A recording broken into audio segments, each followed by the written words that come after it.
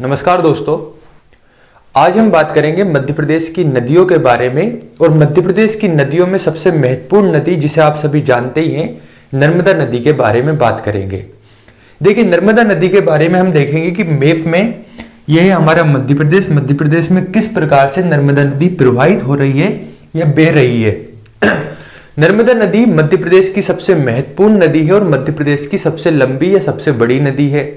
यहां से मध्य प्रदेश का कोई भी एग्जाम जिसमें एमपीजीके के क्वेश्चन आते हैं, यहां से प्रश्न बनता जरूर है, इसलिए ध्यान से देखिएगा। और हम यहां पर उन्हीं बिंदुओं के बारे में बात करेंगे जहां से प्रश्न बनते हैं।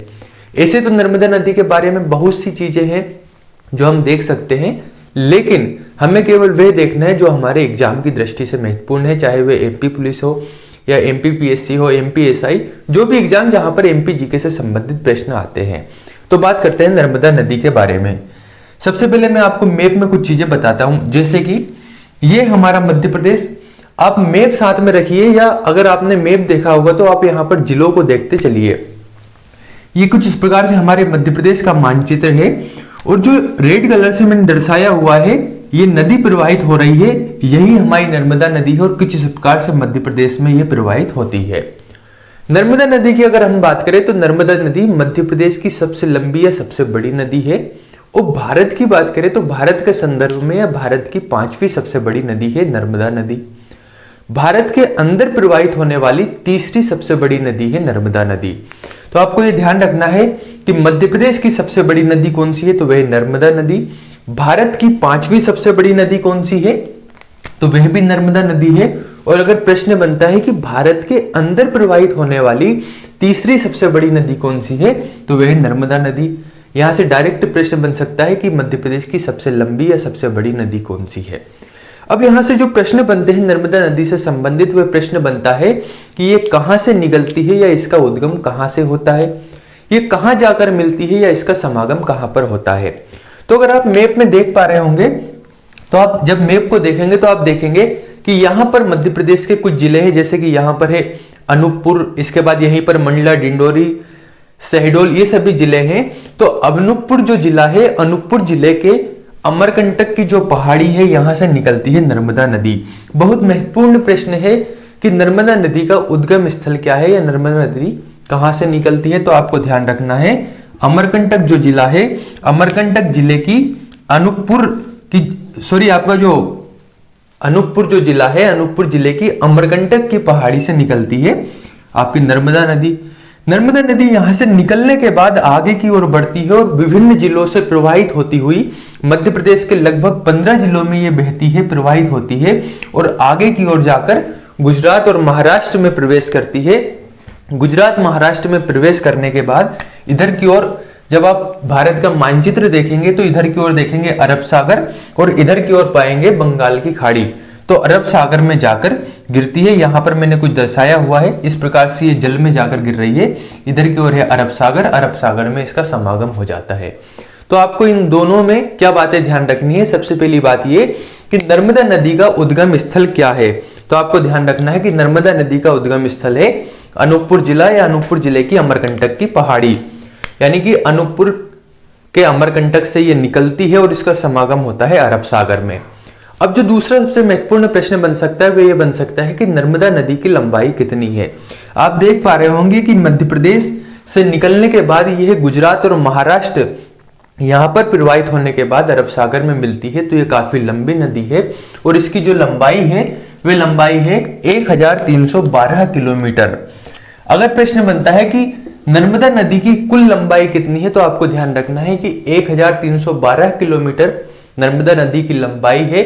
और अगर प्रश्न ऐसा बनता है कि नर्मदा नदी मध्य प्रदेश में कितनी प्रवाहित होती है, तो आपको ध्यान रखना है 1077 किलोमीटर।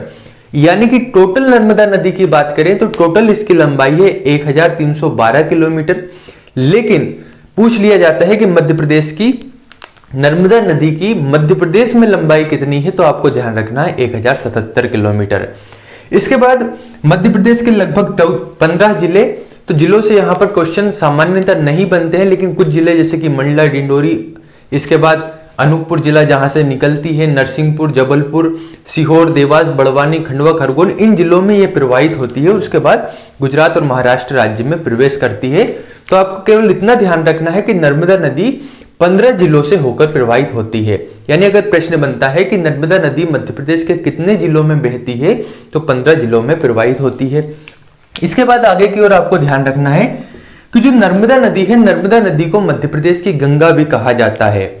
लेकिन यहां पर एक बात आपको ध्यान रखना है कि नर्मदा नदी जो मध्य प्रदेश की गंगा कहलाती है, यह कहलाती है धार्मिक और पवित्रता के आधार पर। यानी अगर सिंपल सा क्वेश्चन बनता है कि मध्य प्रदेश की गंगा किसे कहा जाता है, तो फिर आपको ध्यान रखना है कि बेतवा नदी है मध्य प्रदेश की गंगा, क्योंकि इस प्रदूषण के समान स्तर के कारण इसे मध्य प्रदेश की गंगा कहा जाता है। लेकिन अगर प्रश्न बनता है कि धार्मिकता या पवित्रता के आधार पर मध्य प्रदेश की गंगा किसे कहा जाता है, तो आपको ध्यान रखना है कि नर्मदा नदी को फिर मध्य प्रदेश की गंगा हम कहेंगे। इसके अलावा नर्मदा नदी के कुछ अन्य नाम हैं, जैसे कि इसका एक नाम है नामोदोस, सबसे महत्वपूर्ण नाम है क्योंकि एक भूगोलविद हुए हैं टोलमी ने नर्मदा नदी को नामोदोस कहा। साथ ही इसका नाम रेवा भी मिलता है, सोमो भदवा भी मिलता है, संकरी भी मिलता है, ऐसे इसके कुछ अन्य नाम है। तो इसका प्रश्न बन सकता है कि नर्मदा जो नदी है इसके कुछ अन्य नाम बताइए, तो आपको ध्यान रखना है नामोदोस टोलमी ने कहा, रेवा, सोमो भदवा, संकरी, ये सभी इसके कुछ अन्य नाम है। इसके अलावा मध्य प्रदेश की जो प्रमुख नदी नर्मदा नदी है, इसका जो अफवाह क्षेत्र है, उस अफवाह क्षेत्र से महत्वपूर्ण प्रश्न बनता है कि नर्मदा नदी का अफवाह क्षेत्र कितना है, तो आपको ध्यान रखना है 93,180 वर्ग किलोमीटर इसका अफवाह तंत्र या अफवाह क्षेत्र है। साथ ही इसकी 41 सहायक नदियां हैं। उन 41 सहायक नदियों में से लगभग 19 नदी दाएं तट से मिलती है और लगभग 22 नदी इसके बाएं तट से मिलती है। इन 41 सहायक नदियों में से जो सबसे महत्वपूर्ण नदी है वह तवा नदी, कुछ यहां पर आकर इस प्रकार से तवा नदी नर्मदा नदी में मिलती है। दूसरी बात ये आपको ध्यान रखना है, आप ये देख पा रहे होंगे कि ये अनूपपुर से निकल रही है और अनूपपुर से निकलने की ओर पश्चिम की ओर प्रवाहित हो रही है। यानी इधर की ओर पूर्व से निकलते हुए पश्चिम की ओर प्रवाहित होती है। तो मध्य प्रदेश की दो ऐसी नदियां हैं, नर्मदा और ताप्ती, और अगर एक और नदी को हम गिने तो वह है माही नदी। ये तीनों नदी ही पूर्व से पश्चिम की ओर प्रवाहित होती है, जबकि अन्य नदियां आपको उत्तर की ओर या दक्षिण की ओर या उत्तर पूर्व की ओर दिखाई देगी। तो आपको ध्यान रखना है नर्मदा नदी पूर्व से पश्चिम की ओर प्रवाहित हो रही है, इधर की ओर जा रही है। इसके बाद जब ये अरब सागर में मिलती है तो अरब सागर में जाकर ये एस्चुरी, जिसे हम कहते हैं ज्वारनद मुख का निर्माण करती है। जब आप नदियों के बारे में पढ़ते हैं तो नदियों के बारे में आप जानेंगे कि अधिकांश जो नदियां होती है वे डेल्टा का निर्माण करती है, लेकिन नर्मदा नदी ऐसी नदी है जो कि ज्वारनद मुख का निर्माण करती है। इसे हम एस्चुरी भी कहते हैं। ये सबसे महत्वपूर्ण बात है। दूसरी बात यह कि यह पूर्व से पश्चिम की ओर प्रवाहित होने वाली नदी है और यह भ्रंश घाटी में होकर प्रवाहित होती है। अब इससे और भी कुछ प्रश्न बनते हैं, जैसे कि मध्य प्रदेश की जो नर्मदा नदी है इस पर कौन कौन से जलप्रपात है। तो जब नर्मदा नदी यहां से निकलती है तो निकलने के बाद इस पर बनता है कपिलधारा जलप्रपात, आगे की ओर बढ़ती है तो इसी पर बनता है दुग्धधारा जलप्रपात, और आगे की ओर चलती है तो इस पर बनता है धुआंधार जलप्रपात। धुआंधार आप सभी ने नाम ही सुना होगा कि जबलपुर जिले में धुआंधार जलप्रपात बनता है नर्मदा नदी पर। आगे की ओर जब ये बढ़ती है तो इसी पर दर्दी और मानधार जलप्रपात बनता है।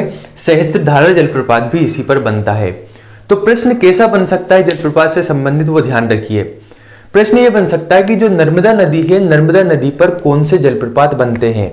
ऑप्शन यहां पर दे सकता है कपिलधारा, दुग्धधारा, सहस्त्रधारा, उपरोक्त सभी। तो आपको ध्यान रखना है उपरोक्त सभी यानी कि सभी बनते हैं, या इनमें से कौन सा जलप्रपात नर्मदा नदी पर नहीं बनता। तो जैसे मान लीजिए दे दिया सहस्त्रधारा है, दर्दी, मानधार और पांडव जलप्रपात, तो आपको ध्यान रखना पांडव जलप्रपात इस पर नहीं बनता। तो ये हुई मध्य प्रदेश की प्रमुख नदी नर्मदा नदी। अब इसके बारे में बहुत सी चीजें हैं, लेकिन एग्जाम की दृष्टि से वो महत्वपूर्ण नहीं है। हमने जो मेन चीजें वो देख ली है। एक बार और हम इसकी बात करते हैं कि मध्य प्रदेश की सबसे बड़ी नदी है नर्मदा नदी, जिसकी लंबाई है 1312 किलोमीटर, जिसमें मध्य प्रदेश में ये लगभग 1077 किलोमीटर प्रवाहित होती है। नर्मदा नदी अनूपपुर जिले की अमरकंटक की पहाड़ी से निकलती है। यह ऑप्शन में आ सकता है मेकल पहाड़ी, यहीं पर आप देखेंगे सतपुड़ा मेकाल श्रेणी है, तो इसकी जो मेकल पहाड़ी इधर के वाला जो क्षेत्र है यहां से ये निकलती है। मध्य प्रदेश के 15 जिलों में प्रवाहित होती है और यहाँ पर कुछ जलप्रपात बनाती है, जैसे कि कपिलधारा जलप्रपात, धुआंधार जलप्रपात, दुग्धधारा जलप्रपात, दर्दी, मानधार, सहस्त्रधारा ये जलप्रपात बनाती है।